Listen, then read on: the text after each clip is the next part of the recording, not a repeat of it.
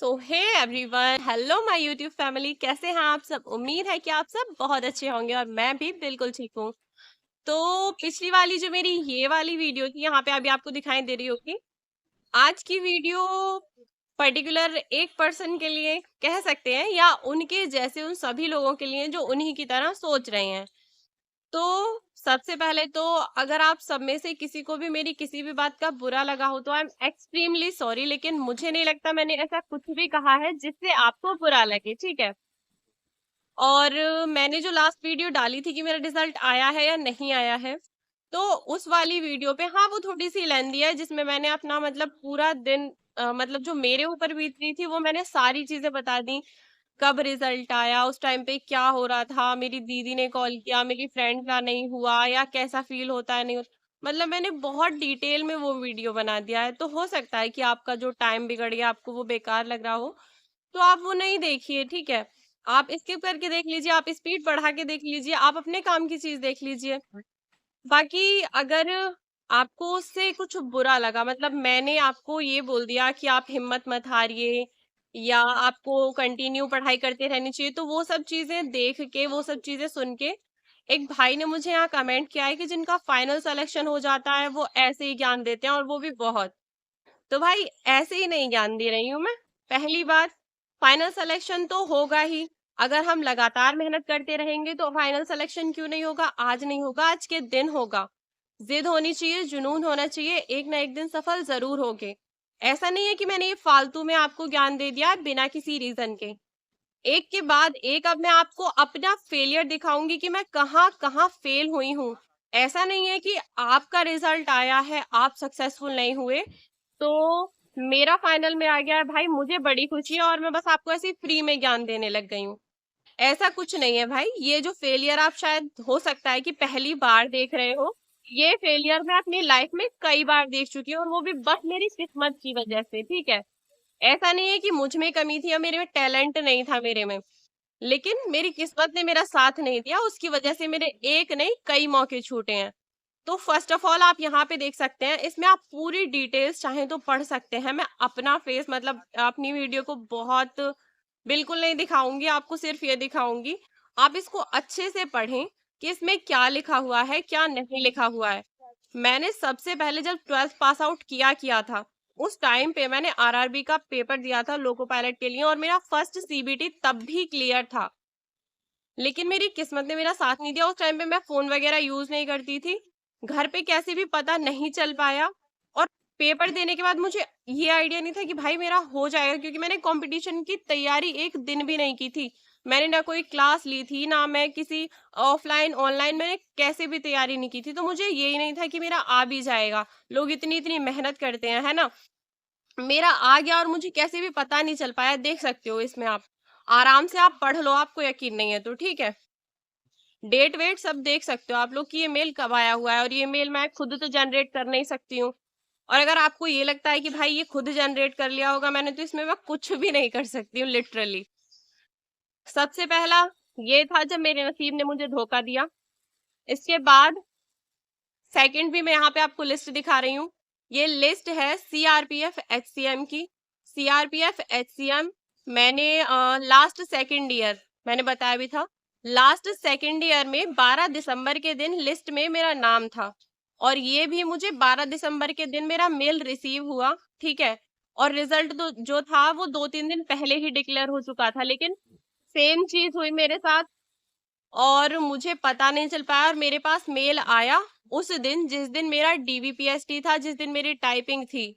और ऐसा नहीं है कि मैं उसके लिए प्रिपेयर नहीं थी, मैंने टाइपिंग की भी कोचिंग ले रखी थी अपनी ही सिटी में, और मुझे टाइपिंग आती भी है ना। तो ऐसा नहीं है कि मैं उसके लिए एलिजिबल नहीं थी, लेकिन मेरा नसीब, उसने मुझे फिर से धोखा दे दिया। मेरा 12 दिसंबर के दिन मुझे प्रयागराज होना चाहिए था, और 12 दिसंबर के दिन मैं दिल्ली में थी अपनी सिस्टर के साथ, ठीक है। तो दूसरी बार मेरे साथ ये हुआ, तो आप ये ना कहें कि मुझे नहीं पता है ये दर्द और मैं ऐसे ही ज्ञान दे रही हूँ। मैं कई बार गिरी हूँ और फिर से हिम्मत करके फिर उठी हूँ, तभी आपको समझा रही हूँ। क्योंकि मेरे हिसाब से एक फेल इंसान जो होता है ना, जो बार बार असफल हुआ हो, उससे ज्यादा अच्छा एक्सपीरियंस किसी के पास नहीं होगा। और वो आपको जो कुछ भी बताएगा ना, वो अपने एक्सपीरियंस के आधार पे ही बताएगा। तो अगर आपको नहीं सुनना है तो मैं लिटरली आपसे बोल रही हूँ कि आप प्लीज मत देखिएगा। लेकिन मैं कोई भी चीजें झूठी नहीं बोलती हूँ। ऐसे नहीं है कि बस मैंने कभी फेलियर का चेहरा देखा नहीं है, पहली बार फॉर्म डाला, तुक्के से मेरा आ गया और भाई मेरी फाइनल लिस्ट में नाम आती, मैं फूले फूले मतलब खुशी से फूले नहीं समा रही हूँ और इसीलिए आपको ज्ञान बांटती फिर रही हूँ। तो ऐसा कुछ नहीं है, ठीक है। दूसरा ये हो गया। इसके बाद आप तीसरा भी यहीं पे देख लो, क्योंकि लिस्ट में जो नाम था वो स्क्रीनशॉट तो मेरे पास मुझे मिला नहीं, मैंने ढूंढा था। लेकिन हाँ, डीवीपीएसटी के लिए जो मेल आया हुआ था वो यहाँ पे आप देख सकते हो। क्योंकि अगर मेरा फर्स्ट एग्जाम क्लियर नहीं होता तो मुझे डीवीपीएसटी के लिए तो बुलाया नहीं जाता, ऑब्वियस सी बात है। दिल्ली पुलिस में मुझे डीवीपीएसटी के लिए बुलाया गया था, फिजिकल के लिए बुलाया था, ठीक है। तो फिजिकल में भी वहां पे भी मैं रनिंग में कितनी देर से रह गई, मात्र कुछ सेकंड्स से रह गई मैं।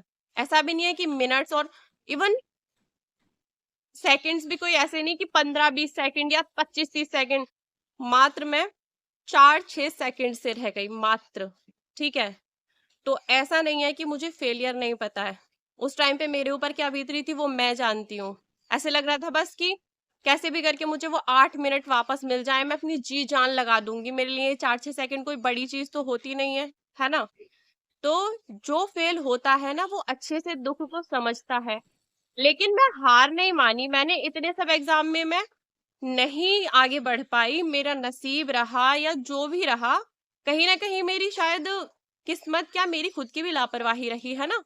तो मैंने उन चीजों को हमेशा ही नेगेटिव नहीं लिया कि भाई मेरा तो होगा ही नहीं, या मैं रोती रहूं उसी को पकड़ के भाई सिर पीटती रहूं कि मेरे तो नसीब में ही नौकरी नहीं है, मैं तो जीवन भर ऐसी रहूंगी।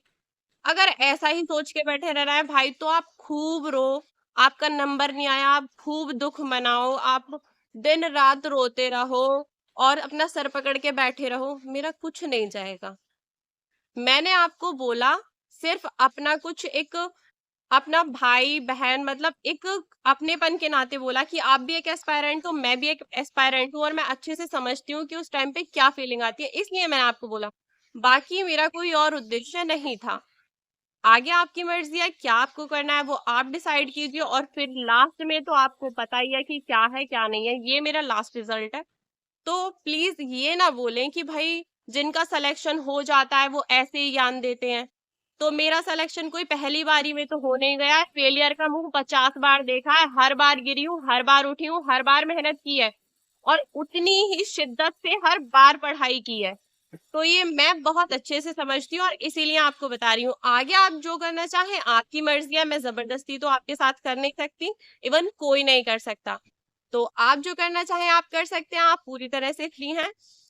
मेरी वीडियो देखी आपने उसके लिए थैंक यू सो मच। जो लोग मेरी वीडियो देखना पसंद करते हैं और जो लोग मैं कुछ बताती हूँ उसको सही से सुनते हैं, ये वीडियोस मैं सिर्फ उनके लिए क्रिएट कर रही हूँ। तो प्लीज हाथ जोड़ के रिक्वेस्ट है, जब तक पूरी बात पता ना हो तब तक कोई भी चीजें फालतू में ना बोल दें, क्योंकि मैं भी इंसान हूँ और मुझे भी बुरा लगता है। आई नो कि आपको बुरा लगा होगा, लेकिन जब मैंने कहा कि मैंने फेलियर का मुंह देखा है और तभी मैं यहाँ तक हूँ, तो ऑब्वियसली मैंने देखा है, प्रूफ आपके सामने है। अगर अभी भी यकीन ना हो तो मैं कुछ नहीं कर सकती हूँ। अंत तक बने रहने के लिए thank you so much. See you in the next video.